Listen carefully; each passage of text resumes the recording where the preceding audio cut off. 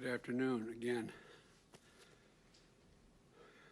Tomorrow we'll cross 250 million vaccine shots administered since I took office. I think it's a pretty consequential achievement for the nation. I promised I'd keep you up to date every 50 million shots. Today I have an important update. Last week I launched a new phase of our vaccination program. At that time, I set two new goals for our country. The first was getting 70% of adults their first shot by July the 4th. The second was having 160 million Americans of all ages fully vaccinated by that same date. I'm pleased to report we've made strong progress on the adult vaccination efforts in just the past few days by making it easier than ever to get vaccinated. You can visit vaccine.gov or text your zip code to 438829 to find a vaccination site near you. And we're also opened up thousands of federal pharmacy sites to vaccinations without appointment, so people can just walk up and get the shot. Now, more employers than ever are giving people time off as well to get their shots. More grocery and retail stores and sports teams are providing discounts and promotions to encourage customers and fans to get vaccinated. I talked to a bunch of governors yesterday. One of the governor of Maine points out that if you're a hunter or a fisherman in Maine and you want to get a license, no problem. You don't have to pay for it if you get your vaccination shot at the same time you get your license. Whole point is there's a lot more convenient places for people to get their vaccine shot. From May 24th to July 4th, Uber and Lyft, and I think is incredibly generous of them, are going to offer everyone in America free rides to and from vaccination sites. So go online, find out where the vaccination site is, call Uber or Lyft. They will take you there, wait for you, and take you back.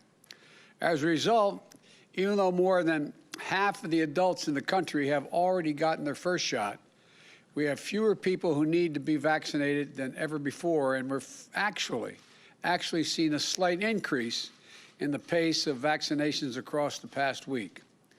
And we're now on track to hit 60% of adults with at least one shot by next week.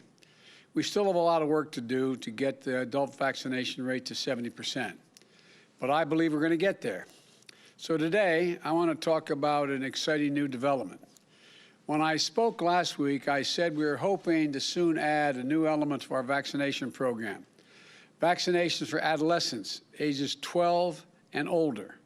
And then on Monday, after rigorous, thorough review, the Food and Drug Administration, the FDA, authorized Pfizer vaccine for use in that age category, 12 and up. Today, an independent advisory committee to the Center for Disease Control and Prevention, the CDC, voted to recommend its use. Now, pending the CDC's final approval later today, we're going to have for the first time a safe and effective COVID-19 vaccine for adolescents over the 12 years of age. And this is one more giant step on our fight against the pandemic. I sincerely think the scientists, researchers, and clinical trial participants deserve our thanks. They've all made this possible. Because of them, nearly 17 million more Americans are eligible to get vaccinated, and now, I encourage each of them and their parents to get their vaccination shots right away. And here's why. We know that kids at this age, 12 and above, are at risk from COVID-19. About 3 million COVID-19 cases have been reported in kids under 17 years of age. And teenagers can spread it to their friends, to their siblings, to their parents, and to their grandparents. Now, that vaccine is authorized for ages 12 and up. And I encourage their parents to make sure they get the shot. As I promised last week, we're ready. This new population is going to find the vaccine rollout fast and efficient. As of tomorrow, more than 15,000 pharmacies across this country will be ready to vaccinate this age group. Most of these pharmacies are close to family as the family home, as the kids' school is to their family home. We're also going to be getting vaccines to pediatricians and family doctors, so parents and children can talk to their doctors who they trust about getting the vaccination, and they'll be able to do it at that office. We're also partnering with school-based clinics and community health centers. Of course, we remain focused on equity in our vaccine program. The vaccine is free for everyone, free. Additionally, if teens are on the move this summer, they can get their first shot in one place and a second shot elsewhere. And at the same time, we're also launching an important public education campaign. First and foremost, we're providing families with trusted medical information they need to make informed decisions about the vaccination and the vaccine. Our medical and scientific experts at CDC and the National Institute of Health will be out there in the public every day to answer questions and get the facts out. We will also be partnering with the healthcare providers, schools, community organizations, states and tribes and cities at the same time. The bottom line is this: the vaccine for kids between the ages of 12 and 15 are safe, effective, easy, fast, and free. So my hope is that parents will take advantage of the vaccine and get their kids vaccinated. And let's remember that millions of 16 and 17-year-olds have also been safely vaccinated. And as more and more Americans get vaccinated, COVID-19 hospitalizations and death rates continue to fall. Today, the New York Times reported the number of COVID hospitalizations in the United States since April of 2020, right after the start of this pandemic, is the lowest. Safe and effective vaccines are curbing the spread of the virus, and they're saving thousands of lives, and allowing millions of Americans to start returning to a closer to normal life. As I said earlier, for everyone 12 years and up, it's never been easier or more convenient to get vaccinated. Visit vaccine.gov to find out where, or text your zip code to 438829. That is 438829. Text your zip code to that number, and you'll find the closest vaccine facilities to you at that moment. It's easy, it's convenient, and it's free. So if you haven't gotten vaccinated or still have questions, talk to someone you trust, your physician, your pharmacist, your next-door neighbor who got the shot. Talk to your faith leaders. Look at the folks in your community who've gotten vaccinated and are getting back to living their lives. Their grandparents united with their grandkids, friends getting together again. I've been saying this for a long time, but I believe it. This is not a Democratic or Republican issue. This is about life and death. It's about getting us closer to normal. Let me conclude with this. In light of the end that we've been talking about, there's a light at the end of the tunnel. Well, it's growing brighter and brighter. And we need all of you to bring it home. Americans ages 12 and up, get vaccinated. And on July 4th, let's celebrate our independence as a nation and our independence from this virus. We can do this. And as I said a little bit earlier today in another context, you know, I don't believe that the American people, there's any significant portion of American people who refuse to get vaccinated. You keep hearing about how Republicans won't and this. Look, if it's available, if it's nearby, if it's convenient, people are getting vaccinated. I believe the vast majority of Americans are going to get vaccinated. That's the route we're going now. So may God bless you all, and may God protect our troops. And if you've been vaccinated, you don't have to wear this outside around people unless there's really large groups, and you don't have to wear it inside if you're with people that that have also been vaccinated. So protect yourself, protect your neighbors. Thank you very much. Appreciate it. Mr. President, what do you say to Americans who are worried about the supply of gas and rising prices right now? We have been in very, very close contact with Colonial Pipeline, which is the one area you're talking about where one of the reasons the gasoline prices are going up.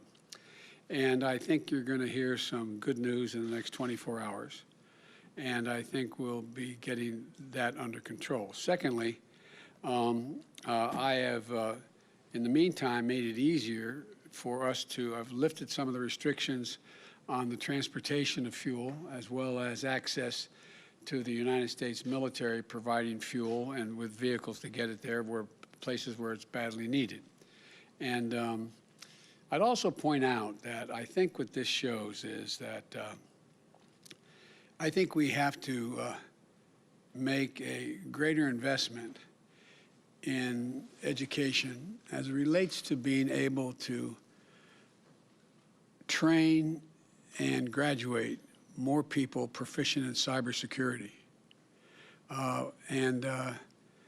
I've been saying for a long, long time now, I know you could probably say it for me, but I think that one of the most important things we have to do to reclaim our place as the leading innovator in the world is to have a better educated workforce. And that goes back to the days a long time ago now, over 5 years ago, when I was vice president, and I surveyed all the Fortune 500 companies, said, what do you most need?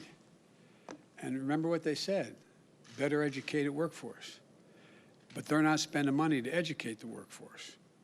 And, but it's important that we do this. And the cybersecurity piece is one I think you're going to see where we need significantly larger number of experts in the area of cybersecurity working for private companies, as well as private companies being willing to share data as to how they're protecting themselves.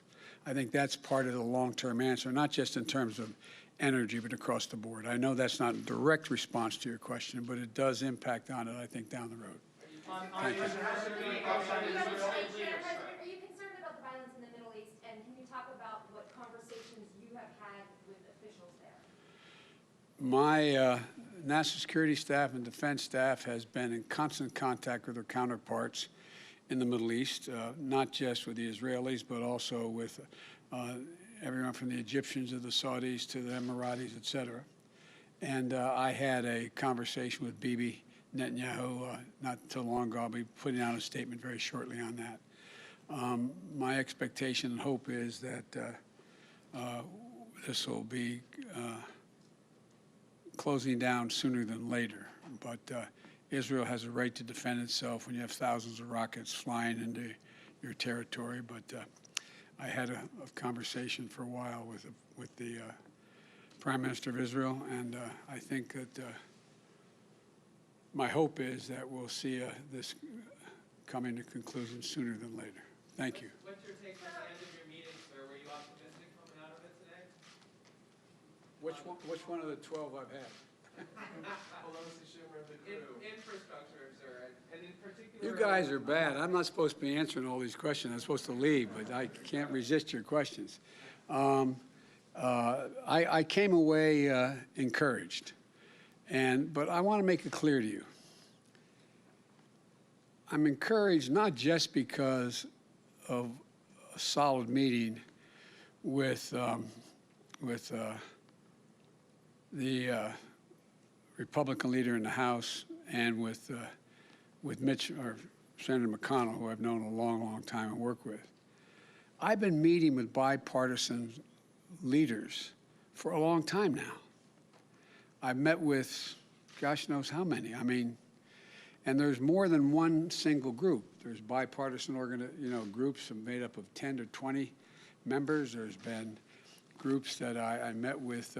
For example, I met with yesterday with Kristen Sinema. I thought that was and she purported, and I believe her, to speak for some of the bipartisan her friends who are both sides of the aisle about how to go forward with infrastructure. So I'm encouraged that there is room to have a compromise on a bipartisan bill that's solid and significant, and a means by which to pay for it without dropping all of the burden on middle class and working class people. Look, what's the one thing people are concerned about with the gas? Gasoline prices going up. Exactly right. And it matters if you make $40,000 a year. It matters if you're a two-family person that making $80,000, $90,000, two wage earners. It matters. And what I don't want to do, and this will be another discussion we didn't get into today, is how to pay for it. And if everything is paid for by a user fee, well then, you know, the burden falls on working class folks who are having trouble. We're getting them out of they're coming around, but this has to be a burden shared across the spectrum. Anyway, thank you guys. Should Americans be worried about inflation, sir?